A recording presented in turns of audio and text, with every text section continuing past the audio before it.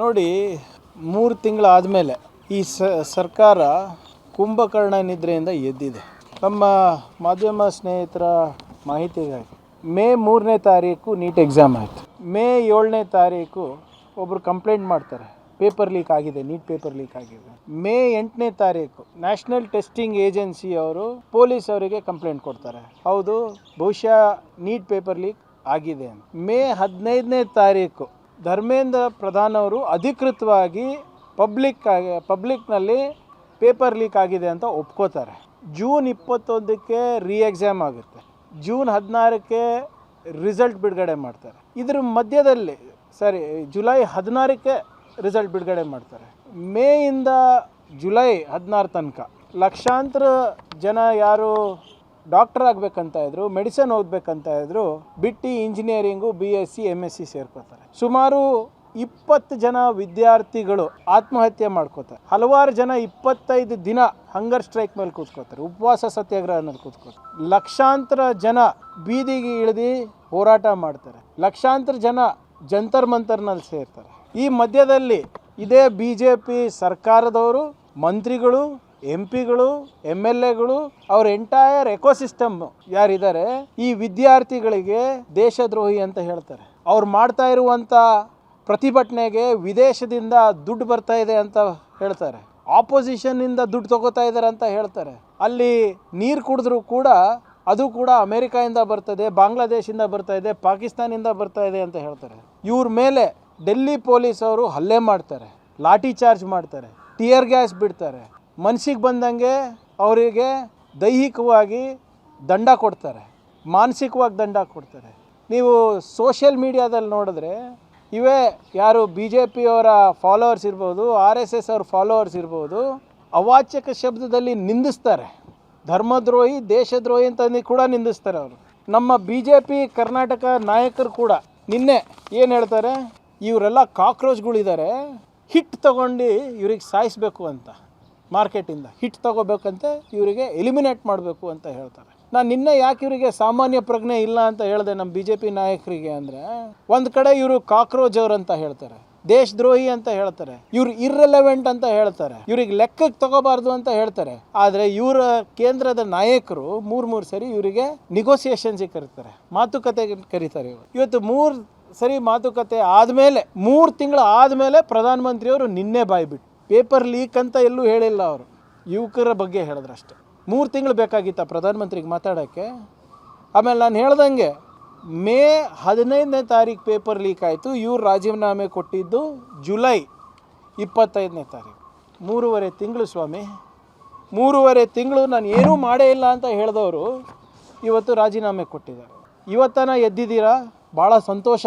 ಆದರೆ ವಿದ್ಯಾರ್ಥಿಗಳು ಕೇಳ್ತಾ ಇರೋದು 3-4 ಬೇಡಿಕೆ ಇದೆ. ಒಂದು ರಾಜೀನಾಮೆ, ಇನ್ನೊಂದು ಕಾಂಪನ್ಸೇಷನ್ ವಿಚಾರ ಇದೆ. ಯಾರ್ಯಾರು ಆತ್ಮಹತ್ಯೆ ಮಾಡ್ಕೊಂಡಿದ್ದಾರೆ ಅವ್ರ ಕುಟುಂಬಕ್ಕೆ ಸುಮಾರು 1 ಕೋಟಿ ರೂಪಾಯಿ ಕೊಡಬೇಕು ಅಂತ ನೀವು ಅವರು ನಿನ್ನೆ ಮಾತುಕತೆ ಆಗಿದೆ, ಅದನ್ನೂ ಕೂಡ ಹೇಳಿಲ್ಲ ಪ್ರಧಾನಮಂತ್ರಿ ಅವರು. ನಾನು ಮಾಡ್ತೀನಿ ಅಂತ ಹೇಳಿಲ್ಲ ಇನ್ನಾನು. ಮತ್ತು ಎಲ್ಲ FIRs ಕೂಡ ವಿಡ್ರಾ ಮಾಡ್ಕೋಬೇಕು ಅಂತ. ಮತ್ತು ನಾನು ಧರ್ಮೇಂದ್ರ ಪ್ರಧಾನ್ ಅವರ ರಾಜೀನಾಮೆ ಪತ್ರವನ್ನು ಓದಿದೆ. ತಾವು ಓದಿದ್ರೋ ಇಲ್ಲೋ ಗೊತ್ತಿಲ್ಲ, ಈಗ ಹಿಂದಿನಲ್ಲಿದೆ, ಕಷ್ಟಪಟ್ಟು ನಾನು ಓದಿದೆ. ಈಗ ಅವರ ಲ್ಯಾಂಗ್ವೇಜು, ಅವರ ಟೋನ್ ಆ್ಯಂಡ್ ಟೆನಾರ್ ಏನಿದೆ, ಅವರು ಬರೆದಿರೋ ರೀತಿ ಏನಿದೆ ಅಂದರೆ, ನೀವು ನೋಡಿ, ಜಂತರ್ ಮಂತರ್ ಪರ್ और देश में जो स्थिति बनी है, इस स्थिति का राष्ट्र विरोधी ताकतें लाभ ना उठाए, देश की एकता ಬನಿ ರಹೆ ಅಂತ ಹೇಳ್ತಾರೆ. ಅಂದರೆ ನಾನು ರಾಜೀನಾಮೆ ಕೊಡ್ತಾ ಇರೋದು ನಾನು ಪೇಪರ್ ಲೀಕಿಗೆ ಜವಾಬ್ದಾರಿ ತೊಗೊಂಡು ಕೊಡ್ತಾ ಇಲ್ಲ, ನಾನು ದೇಶ ವಿರೋಧಿ ಶಕ್ತಿಗಳು ಒಂದಾಗಬಾರ್ದು, ಅವರಿಗೆ ಅಡ್ವಾಂಟೇಜ್ ಆಗುತ್ತೆ, ನಾನು ರಾಜೀನಾಮೆ ಕೊಟ್ಟಿಲ್ಲ, ಅದಕ್ಕೆ ನಿಮ್ಮ ಮೇಲೆ ಉಪಕಾರ ಮಾಡಿ ನಾನು ರಾಜೀನಾಮೆ ಕೊಡ್ತಾ ಇದ್ದೀನಿ ಅಂದ್ಬಿಟ್ಟು ಅವ್ರು ಇಲ್ಲಿ ಉಲ್ಲೇಖಿಸ್ತಾ ಇದ್ದಾರೆ. ಏನು ಅರ್ಥ ಇದು? ಎಲ್ಲನೂ ಒಂದು ಕಡೆ ನನ್ನ ಕಡೆಯಿಂದ ತಪ್ಪಾಗಿದೆ, ನಾನು ಜವಾಬ್ದಾರಿ ತೊಗೊಳ್ತಾ ಇದ್ದೀನಿ, ಪೇಪರ್ ಲೀಕ್ ಬಗ್ಗೆ ಎಲ್ಲೂ ಕೂಡ ಇಲ್ಲಿ ಪ್ರಸ್ತಾಪನೆ ಇಲ್ಲ. To ensure anti national forces don't take advantage, I am resigning ಅಂತ ಹೇಳ್ತಾರೆ. ಅದೇ ನಿಟ್ಟಿನಲ್ಲಿ ನಿನ್ನೆ ನಿಮ್ಮ ಮಿನಿಸ್ಟ್ರಿ ಆಫ್ ಎಕ್ಸ್ಟರ್ನಲ್ ಅಫೇರ್ಸ್ ಅವರು ಒಂದು ಸ್ಟೇಟ್ಮೆಂಟ್ ಕೊಟ್ಟಿದ್ದಾರಲ್ಲ, ಚೈನಾದಿಂದ ಫಂಡಿಂಗ್ ಬಂದಿಲ್ಲ, ಪಾಕಿಸ್ತಾನದಿಂದ ಫಂಡಿಂಗ್ ಬಂದಿಲ್ಲ, ನಿಮ್ಮ ಅಮೇರಿಕಾಯಿಂದ ಫಂಡಿಂಗ್ ಬಂದಿಲ್ಲ ಅಂತ ನಿನ್ನೆ ಅವರೇ ಅಧಿಕೃತ ಸ್ಟೇಟ್ಮೆಂಟ್ ಕೊಡ್ತಾರೆ. ಮತ್ತು ಇದೇನಿದು? ಅದೇನೋ ನಮ್ಮ ಕಡೆ ಗಾದೆ ಇದೆ ಅಲ್ಲ, ಮಣ್ಣಿಗೆ ಬಿದ್ದರೂ ಕೂಡ ಮಣ್ಣು ಮೀಸೆ ಮಣ್ಣಾಗಿಲ್ಲ ಆಗಿಲ್ಲ ಅಂತ. ಹಂಗಾಯಿತು ಆದರೆ ದ ಬಿಗ್ಗರ್ ಕ್ವೆಶ್ಚನ್ ರಿಮೇನ್ಸ್, ಮೊನ್ನೆ ನಡೆದಂಥ ಲಾಠಿ ಚಾರ್ಜ್ ಯಾರು ಮಾಡಿಸಿದ್ದು, ಯಾರ ಆದೇಶದ ಮೇಲೆ ನಡೀತು, ಯಾಕೆ ಇದ್ರ ಬಗ್ಗೆ ಅಮಿತ್ ಶಾ ಅವರು ಇನ್ನೂ ಕೂಡ ಮಾತನಾಡ್ತಾ ಇಲ್ಲ. ನಾನು ಆಗ್ರಹಿಸ್ತಾ ಇದ್ದೀನಿ ತಮ್ಮ ಮುಖಾಂತರ, ಈಗಲೂ ಹೋಮ್ ಮಿನಿಸ್ಟರ್ ಅವರು, ಪ್ರೈಮ್ ಮಿನಿಸ್ಟರ್ ಅವರು ಪಾರ್ಲಿಮೆಂಟಿಗೆ ಬನ್ನಿ, ಹೇಡುಗಳ ಥರ ಓಡಾಡೋದಲ್ಲ, ಪಾರ್ಲಿಮೆಂಟಿಗೆ ಬನ್ನಿ, ಯುವಕರ ಭವಿಷ್ಯದ ಸುಧಾರಣೆಗೆ ಏನು ಮಾಡ್ತಾ ಇದ್ದೀರಾ ಅಂತ ಹೇಳಿ ಅವರಿಗೆ ಕ್ಷಮೆ ಕೇಳಿ, ಹೊಣೆಗಾರಿಕೆ ತಗೊಳ್ಳಿ. ಇಡೀ ಯುವ ಸಮುದಾಯ ನೀವು ನೋಡ್ತಾ ಇದ್ರೆ ಬರೀ ಅಮೃತ್ ಕಾಲು ವಿಕಸಿತ್ ಭಾರತ್ ಅಂದ ತಕ್ಷಣವೇ ನಮ್ಮ ದೇಶ ಉದ್ಧಾರ ಆಗೋದಿಲ್ಲ. ಘೋಷಣೆಗಳಿಂದ ಮಾತ್ರ ನಮ್ಮ ದೇಶ ಉದ್ಧಾರ ಆಗಂಗಿದ್ರೆ ಕಳೆದ 12 ವರ್ಷದಲ್ಲಿ ನಾವು ನಂಬರ್ 1 ಇರ್ತಾ ಇದ್ವಿ. ಘೋಷಣೆಗಳು ಕೊಡೋಕ್ಕಲ್ಲ ನಿಮಗೆ ಪಾರ್ಲಿಮೆಂಟಿಗೆ ಕಳಿಸಿರೋದು ಅಥವಾ ನಿಮ್ಮ ಸರ್ಕಾರವನ್ನು ಜನರು ಆಯ್ಕೆ ಮಾಡಿರೋದು, ಕೆಲಸ ಮಾಡಿ ಅಂತ, ಹೊಣೆಗಾರಿಕೆ ತಗೊಳ್ಳಿ ಅಂತ. ಪಾರ್ಲಿಮೆಂಟಿಗೆ ಬನ್ನಿ, ಕ್ಷಮಾಪಣೆ ಕೇಳಿ, ಮತ್ತು ಮುಂದಿನ ಶಿಕ್ಷಣ ನೀತಿಯನ್ನು ಯಾವ ರೀತಿ ನೀವು ಸುಧಾರಣೆ ಮಾಡ್ತೀರಾ ಅಂತ ಒಂದು ನೀಲಿ ನಕ್ಷೆ ನಮ್ಮ ಯುವಕರಿಗೆ ಕೊಡಿ. ಇಲ್ಲದಿದ್ರೆ ಜನ ನಿಮ್ಮ ಮೇಲೆ ಆಗಲೇ ನಂಬಿಕೆ ಕಳ್ಕೊಂಡಿದ್ದಾರೆ. ಯಾವ ದಿನ ಪ್ರಧಾನಮಂತ್ರಿಯವರು ರಿಫಾರ್ಮ್ಸ್ ತರ್ತೀನಿ, ಫಾಸ್ಟ್ ಟ್ರ್ಯಾಕ್ ಮಾಡ್ತೀನಿ, ಫಾಸ್ಟ್ ಟ್ರ್ಯಾಕ್ ಕೋರ್ಟ್ಸ್ ಮಾಡ್ತೀನಿ ಅಂದಿದ್ರು, ಅದೇ ದಿನ CBI ಅವರು ಪ್ರಮುಖ ಆರೋಪಿಗೆ ಕ್ಲೀನ್ ಚಿಟ್ ಕೊಟ್ಟಿರೋ ದಿನ. ಅಂದರೆ ಎಷ್ಟು ಚೆನ್ನಾಗಿ ಸರ್ಕಾರ ನಡೀತಾ ಇದೆ ತಾವು ನೋಡ್ಬೋದು. ಸೊ ಆದ್ದರಿಂದ ಇನ್ನೂ ಸಾಕಷ್ಟು ಪ್ರಶ್ನೆಗಳಿದೆ. ಸುಧಾರಣೆ ಯಾವ ರೀತಿ ಮಾಡ್ತೀರಾ, ನಮ್ಮ ಮಕ್ಕಳ ಭವಿಷ್ಯವನ್ನು, ಶಿಕ್ಷಣ ನೀತಿಯನ್ನು, ಅದ್ರ ಬಗ್ಗೆ ನೀವು ಬಂದು ಸ್ಪಷ್ಟವಾಗಿ ಹೇಳಬೇಕಾಗ್ತದೆ. ಆದರೆ ಇವತ್ತಿನ ರಾಜೀನಾಮೆ ಏನಿದೆ, very very clear, it is not by conscience, it is forced. ಇವತ್ತು ನಮ್ಮ ಯುವ ಸಮುದಾಯಕ್ಕೆ ನಾನು ಅಭಿನಂದನೆಯನ್ನು ಸಲ್ಲಿಸ್ತಾ ಇದ್ದೀನಿ.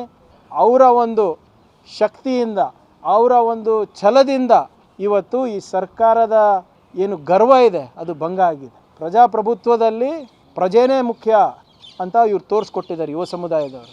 ಆದ್ದರಿಂದ ಇವಾಗನ ಅಹಂಕಾರವನ್ನು ಬಿಟ್ಟು ದಯವಿಟ್ಟು ಆಡಳಿತ ಮೇಲೆ ಗಮನ ಕೊಡಿ. 12 ವರ್ಷ ಆಗ್ತಾ ಬಂತು, ಹೇಳ್ಕೊಳಕ್ಕೆ ಏನೂ ಇಲ್ಲ. ನಿಮ್ಮದು ಉದ್ಯೋಗ ಸೃಷ್ಟಿ ಮಾಡ್ಲಿಕ್ಕೆ ಆಗ್ತಾ ಇಲ್ಲ, ಒಳ್ಳೆ ಗುಣಮಟ್ಟವಾದಂಥ ಶಿಕ್ಷಣ ಕೊಡೋಕ್ಕಾಗ್ತಾ ಇಲ್ಲ. ಅದ್ರ ಬಗ್ಗೆ ಕಾಳಜಿ ವಹಿಸಿ ಪಾರ್ಲಿಮೆಂಟ್ನಲ್ಲಿ ನೀಲಿ ನಕ್ಷೆಯನ್ನು ನೀವು ಸ್ಪಷ್ಟಪಡಿಸಬೇಕು. This government has last all faith of the youngsters. ಅಂದರೆ ಈಗ ಇನ್ನೊಂದು ಮಾತು ಹೇಳ್ತಾರೆ, BJPಯವರು ವಿದ್ಯಾರ್ಥಿಗಳನ್ನ ಮುಂದಿಟ್ಕೊಂಡು ರಾಜಕೀಯ ಮಾಡಲು ಹೊರಟಿದ್ರು, ದಿಕ್ಕತ್ತಲು ಹೊರಟಿದ್ರು ಅಂತ ಹೇಳಿ ರಾಜಕೀಯ ಸೃಷ್ಟಿ ಮಾಡುವ ಪ್ರಯತ್ನ ಕಾಂಗ್ರೆಸ್ ಮಾಡ್ತೇವೆ. ಹೇಗೆ ಹೇಳಿ, ಮತ್ತೆ ಯಾಕೆ ಮಾತಾಡಿದ್ರಿ ನಮ್ಮ ಜೊತೆ?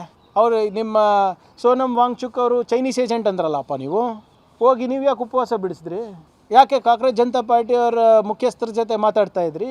ಅವ್ರ ಸ್ಪೋಕ್ಸ್ ಪರ್ಸನ್ಗೆಲ್ಲ ಕರೆಸಿ ಟೀ ಕಾಫಿ ಕೊಟ್ಟು ಯಾಕೆ ಮಾತಾಡಿದ್ರಿ? ಏನಿದು ಹುಡುಗಾಟ? ನೀಟ್ ಪೇಪರ್ ಲೀಕ್ ಆಗಿದ್ದು ನಿಜ, ಲಕ್ಷಾಂತರ ಮಕ್ಕಳು ಭವಿಷ್ಯ ಹಾಳಾಗಿದ್ದು ನಿಜ, ಎಕ್ಸಾಮ್ ಮಾಡಿದ್ದು ನಿಜ, OSMನಲ್ಲಿ ಮೋಸ ಆಗಿದ್ದು ನಿಜ, CBSEನಲ್ಲಿ ಏನು ಅವಾಂತರ ಆಯಿತು ಅದಾಗಿದ್ದು ನಿಜ. ಸುಮ್ಮನೆ ಇನ್ನೂ ಕೂಡ ಇವರು ಸುಮ್ಮನೆ ಸುಳ್ಳು ಹೇಳ್ಕೊಂಡು ಓಡಾಡಿ ನರೇಟಿವ್ ಬಿಲ್ಡಪ್ ಮಾಡೋಕ್ಕೆ ಹೋಗ್ತಾ ಇದ್ದಾರೆ ಹೊರತು ಇವತ್ತು ಆರ್ಗನೈಸ್ಡ್ ಇತ್ತಾ? ನೀವು ಹೇಳಿ, ಮನ್ಸು ಮುಟ್ಕೊಂಡು ಹೇಳಿ. ನಮ್ಮ ಮಾಧ್ಯಮ ಸ್ನೇಹಿತರು ಇವತ್ತು ಫ್ರೀಡಮ್ ಪಾರ್ಕ್ನಲ್ಲಿ ಏನು ಜನ ಕೂತಿದ್ದಾರೆ, ಯಾರು ಪೊಲಿಟಿಕಲ್ ಪಾರ್ಟಿದವರ? ನೀವು ಕ್ಯಾಮ್ರಾಮನ್ ಇದ್ದೀರಿ, ಎಲ್ಲ ಮೀಡಿಯಾ ಕವರೇಜು ಈ ಕಳೆದ 2-3 ದಶಕದಿಂದ ಮಾಡ್ತಾ ಇದ್ರಿ. ಎಲ್ಲರೂ ಪ್ರಾಮಾಣಿಕವಾಗಿ ಹೇಳಿ, ಜಂತರ್ ಮಂತರ್ನಲ್ಲಿ ಪಾಲಿಟಿಕ್ಸ್ ಇದೆಯಾ? ಫ್ರೀಡಮ್ ಪಾರ್ಕ್ನಲ್ಲಿ ಪಾಲಿಟಿಕ್ಸ್ ಇದೆಯಾ? ನಾವು ಯಾರನ್ನ ಹಿಂದೆಯಿಂದ ನಿಂತು ಕುಮ್ಮಕ್ಕೆ ಕೊಡ್ತಾ ಇದೀವ? ನಿಮ್ಗೆ ಗೊತ್ತಾಗ್ತದಲ್ವಾ? ನಮ್ಮ home department intelligence Amit Shah ಇಂಟೆಲಿಜೆನ್ಸ್ಗಿಂತ ನಿಮ್ಮ ಇಂಟೆಲಿಜೆನ್ಸ್ ಚೆನ್ನಾಗಿರ್ತದಲ್ಲ. ಯಾರು ಎಲ್ಲಿಂದ ಬರ್ತಾ ಇದ್ದಾರೆ, ಎಲ್ಲಿಂದ ಹೋಗ್ತಾ ಇದ್ದಾರೆ, ಯಾರಿಗೆ ಬೆಂಬಲಿಸ್ತಾ ಇದ್ದಾರೆ ಅಂತ. ನಾನು ಹೇಳ್ದಂಗೆ ನಾಚಿಕೆ ಇಲ್ಲ BJPಯವರಿಗೆ. ಇನ್ನೂ ಕೂಡ ಯಾವುದೋ ಲೋಕದಲ್ಲಿದ್ದಾರೆ. ಈಗ ಯುವಕರು ಬೀದಿಗೆ ಇಳಿದು ಇವತ್ತು ಇವ್ರ ಅಹಂಕಾರ ಮುರಿದಿದ್ದಾರೆ. ಹಿಂಗೆ ನಡೆದ್ರೆ ಮುಂದಿನ ಚುನಾವಣೆಯಲ್ಲಿ ಅವರಿಗೆ ಅಡ್ರೆಸ್ ಇರಲಾರ್ದಂಗೆ ಅವರಿಗೆ ನೋಡ್ಕೋತಾರೆ. ಎಚ್ಚರಿಕೆ ಗಂಟೆನೇ ಸರ್ ಕೇಂದ್ರ ಸರ್ಕಾರಕ್ಕೆ?